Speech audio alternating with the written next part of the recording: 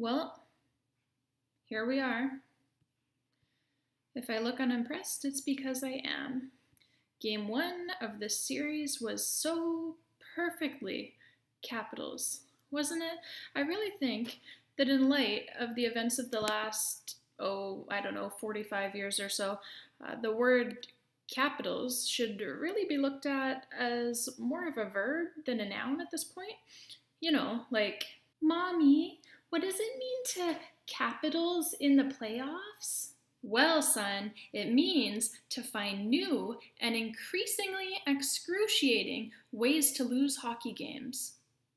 That's pretty much what it is, right? You know, it's like I can handle it when we lose to a team that's better than us. When we lose to a team that is simply better than us, that does not bother me as much as what I saw last night. Columbus? Really, Caps? Columbus? Columbus, who has never won a playoff series? Columbus? Columbus, who has never even held a lead in a playoff series. Columbus. That Columbus. Are you serious? Are you fucking kidding me? Columbus, who had never held a lead in a playoff series until last night, of course. To go on to lose this series, that would be a new low, Capitals. Even for you. Even for you, that would be a new low. And that is hard to do at this point, isn't it? It really is. But you know, you never fail to outdo yourselves. So I've learned to expect the unexpected when it comes to you, and I've learned to never be surprised because really, at this point, what's going to surprise us? What is going to surprise a Capitals fan? I mean, we played well. We played really well. But isn't that kind of our thing in the playoffs, you know? I mean, sure, we've had a few stinkers here and there over the years, but in general, we always play well. We play really well. And then we just find a way to lose the game. Without fail, every time we find a way to lose the game. That's what we do. If the other team is not going to beat us, we find a way to hand it to them because we are just that generous, aren't we, Caps? Aren't we?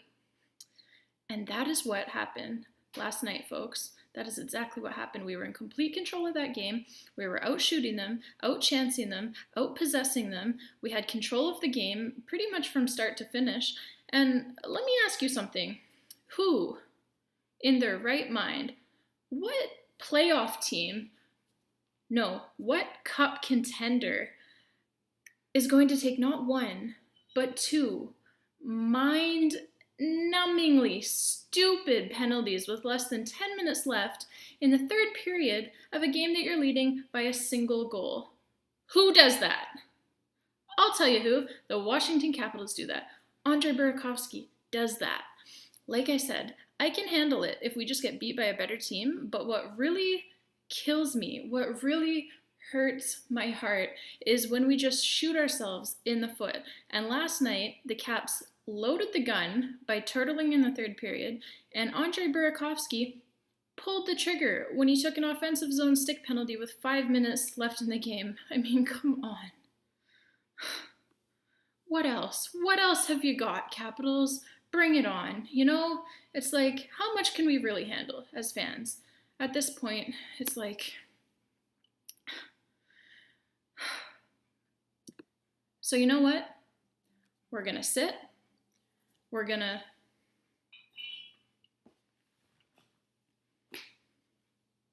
to enjoy an adult beverage together. Okay? Just pour one out here. Just keep pouring it out. Keep pouring it out. Because last night was really something. There we go. Cheers. We're going to enjoy an adult beverage together, and we're going to talk this thing out. Let's call it second round therapy. Starting a round early this year. We're going to talk about our feelings. It's going to feel really good, I promise.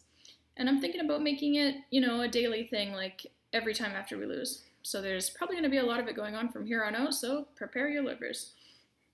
Cheers to mediocrity.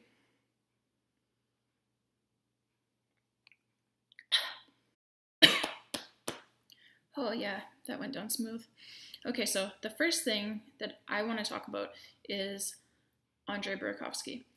The guy drives me bananas. I love him. I hate him. He makes me cheer. He makes me throw my shoe at the TV screen. But the problem is that lately he's got me doing a lot more shoe throwing than cheering, if you know what I mean. Game one against Columbus, he was terrible. He looked good on offense. He was moving quick. He was carrying the puck into the offensive zone, etc. But on the defensive side of the puck, at the other end of the ice, the end of the ice that he doesn't really seem to know exists, he was a fucking tire fire on defense in game number one. Nothing really new there for Burakovsky, but it's the playoffs, so I would hope, I would even expect that he would pick it up a little bit in the defensive zone. And, he's kind of similar to a young Ovechkin in the way that early in Ovi's career, he wasn't exactly known for his defense, and neither is Burakovsky. But unfortunately for Burakovsky, the lack of competent defense is where the similarities to Ovechkin end. Because that young Ovi, yes, he was not perfect defensively, not even close, but what he lacked in defense, he more than made up for with his offense, because you can have a brain fart defensively that leads to a goal against when you're also going to go out and score 2 to 3 goals of your own in that game in order to make up for the boo-boo you had defensively. And that was Ovechkin in his early years. His defense obviously has much improved since then. But Burakovsky, he's having all of the defensive miscues without any offense to offset them, and that is a problem. He does have a lot of potential to have quite a bit of offense, but he's not doing it. And from Barry Trotz's point of view, I get it. I get it, because Burakovsky does have the potential to swing a series in the Caps' favor if he ever starts scoring. We saw that last year in the playoffs against Pittsburgh in the second round. So he has that potential. He can swing a series in the Caps' favor, again, if he ever starts scoring. So that's why you have to keep him in the lineup if you're Barry Trotz. But from Burakovsky's point of view, come on, man. We can't keep living in this world of defensive zone turnovers and offensive zone stick penalties, and this world where you don't score any goals to make up for it.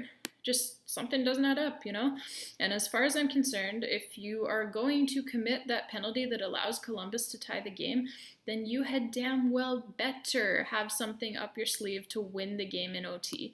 You'd better find a way to score the overtime goal to ensure that your team wins the game. And if you don't, well, then now you're getting eviscerated on YouTube.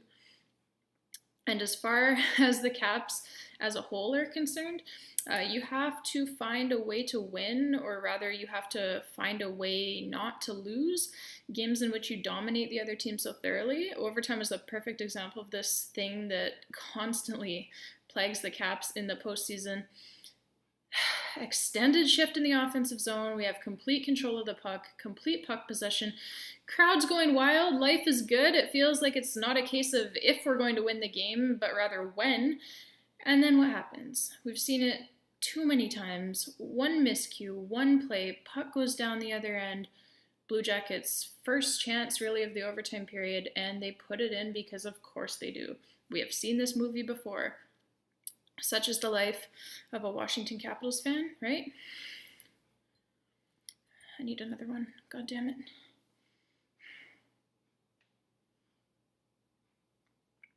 Listen, what happens is that when you leave teams in the National Hockey League hanging around by not finishing all of those chances you're having and by not burying them on the scoreboard in a hole that they can't climb out of, you leave that window of opportunity open for them where they can tie, or even worse, win the game with one bad bounce on your part. And as Caps fans, we know that this happens. We know that this is a thing. We saw it enough last year as we consistently shredded the Penguins at 5-on-5, only to have them seal wins with a fluke goal or a bad bounce because we let them hang around for too long to the point where such a thing was possible. Anyways, the last thing that I want to talk about is the game-winning goal by Panarin. let's break it down. There were a few things that went wrong on this play. The injury to Kempney in the first period really hurt us on this play and was a perfect example of exactly why I was so pissed that the Caps let this game get to overtime in the first place, because our defensemen were gassed from playing down a man basically for the entirety of this hockey game. So what do you not want to do when your defensemen are getting tired? I'll take go to overtime for 500, Alex. You do not want to go to overtime when your defensemen are getting tired. You don't want the game to last any longer than it has to. A concept that the Washington Capitals do not seem to understand. But, you know, it's the Caps, so they were all like, YOLO. Anyways, Orlov is clearly gassed on the play. Dmitry Orlov is the one defenseman that we have on this team who never gets beat wide like that. And on this particular play, he really looked more like Brooks Orpik. Was kind of thinking that they switched jerseys in the intermission. But again, Orlov had already played a ton of minutes at this point, so I can't really blame him too much. The second problem was that because of the injury to Kempney, who plays in the top four obviously every game, the defense pairings were all jumbled up. Orlov and Yarabek had never played together prior to this game, and you could tell, and yet they were the two defenders out on the ice together when the game-winning goal took place. So I have to think that if that's Matt Niskanen on the ice rather than Yarabek, Niskanen, of course, who has been Orlov's exclusive defense partner for the past 2+ seasons, and the guy who knows Orlov's tendencies and knows how to read what Orlov is going to do, I have to think that puck doesn't even get to the net, let alone go in the net and send us all home to cry into our ice cream buckets and ask God why he doesn't love us. So pretty much it was a shit show. And just one last thing. I have to think that Braden Holtby is going to be in the net for game number 2 for reasons that I discussed already in my last video, combined with the fact that we are now approaching disaster with one more home loss on Sunday. So can't let that happen. Braden Holtby, like I said, as I discussed in my last video, he's just been stellar in his career against the Blue Jackets. So with Grubauer, I'm not putting the loss on Grubauer. It was not his fault that we lost this game, but for sure, you don't want to see 4 goals go in the net in any playoff game. You don't want to see 4 goals on 27 shots. I know a few of them were, pretty nice goals. A few of them were kind of just broken plays, whatever. But I would like to see him stop at least 1 or 2 of those. I do think a couple of them, if not more, were stoppable pucks.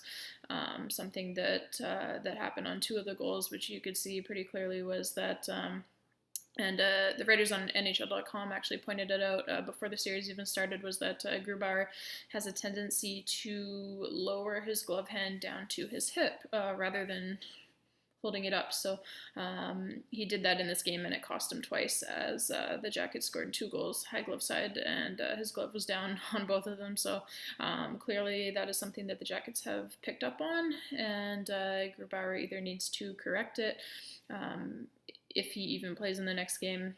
Like I said, I do think that we should give Holtby a shot, just simply because Grubauer, even though maybe it wasn't his fault, I don't think it was his fault, but 4 goals on 27 shots, combined with the fact that he still has never won a game in his career against the Columbus Blue Jackets, whereas Holtby so strong against Columbus in his career. So I just kind of think that you have to put Holtby in, because this next game now, after having dropped the first one, it's pretty much a must-win. Kind of crazy that we're saying that already, only 1 game into this series, but that's where we're at. And yeah, Sunday, pretty much a must-win. So hope to see you all there.